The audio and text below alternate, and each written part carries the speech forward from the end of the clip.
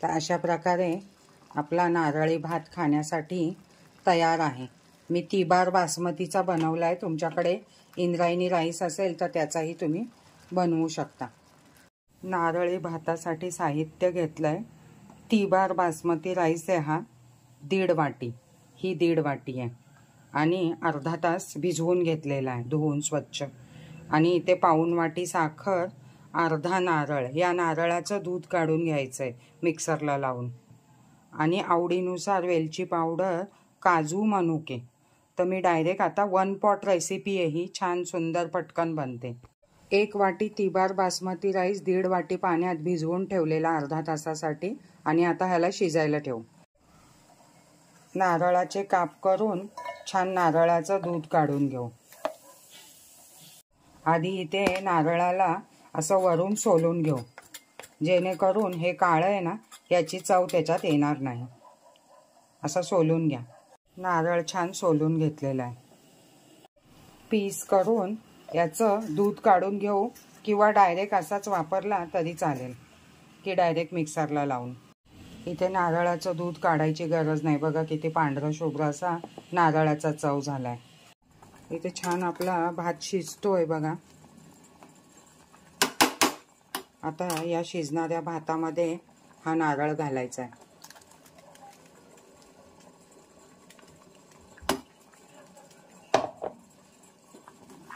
आणि मस्तपैकी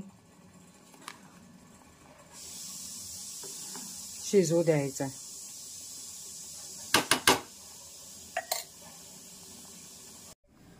भातामध्ये घालायला गरम पाण्याने मिक्सरचं भांडं धुवून घेते, कारण चव नाही तर बिघडून जाईल थंड पाणी घातलं आता तर।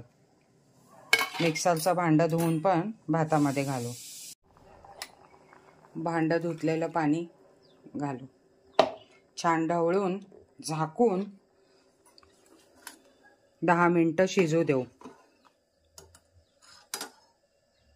भात अर्धा शिजत आलेला आहे। इथे मी साखरेमध्ये केसर घालून ठेवते, तुम्हाला दिसतच असेल। तर मस्तपैकी केसर घालूया, थोडंसं छान रंग येईल। 4-5 काड्या घातल्यात ना तरी छान रंग येतो। झाकण ठेवूया आणि मस्तपैकी 10 मिनिटं होऊ देऊया भात। नारळी भात पण दूध टाकलेल्या खिरीसारखा उतू जातो, त्यामुळे मी असं झाकण ठेवलेलं बघा, हवा जाणारा, हे लक्षात ठेवा। इथे भात छान शिजलेला आहे, म्हणजे अर्ध्यापेक्षा जास्त शिजलेला आहे। त्यावेळेस आपण इथे याच्यात तुम्हाला पाहिजे तर मनुके आणि काजू तळून घाला, पण मी तूप अजिबात वापरणार नाहीये, त्यामुळे मी मनुके घातलेत, काजू घातलेत,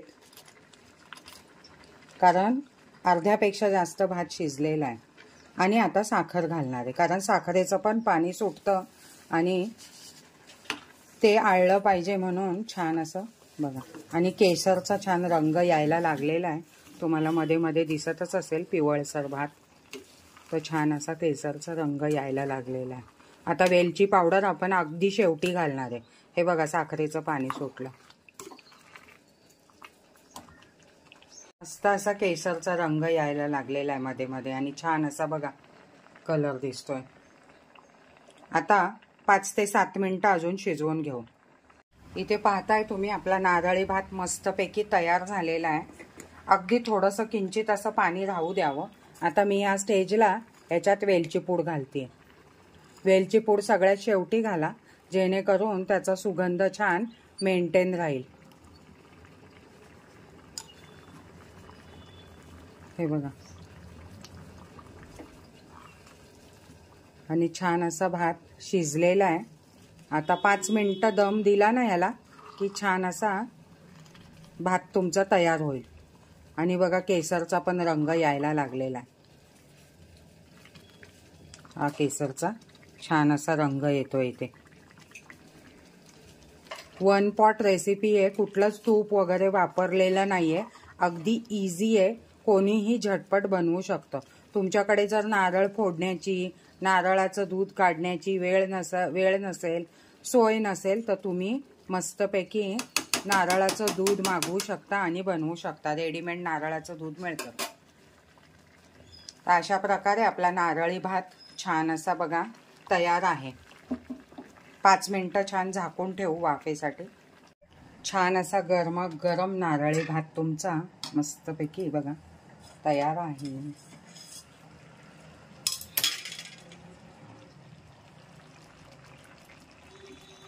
छान असा केसरचा रंग,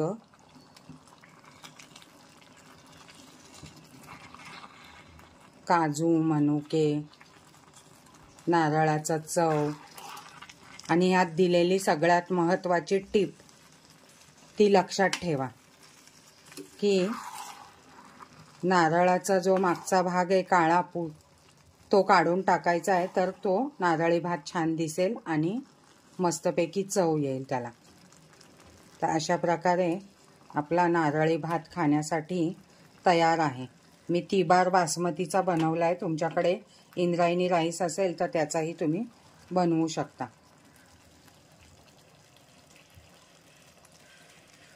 टेस्टी आणि हेल्दी नारळी भात तयार आहे गरमागरम. आणि इथे बघा या स्टेजला मस्तपैकी गॅस बंद करून टाका आणि झाकून ठेवा. मस्त छान नारळाचं दूध शोषून घेतो तांदूळ आणि मस्त फुलून येतो. हे बघा तांदूळ शिजलेला आहे आणि हा अशाच प्रकारे चांगला लागतो. खूप मोकळा फडफडीत चांगला नाही लागत.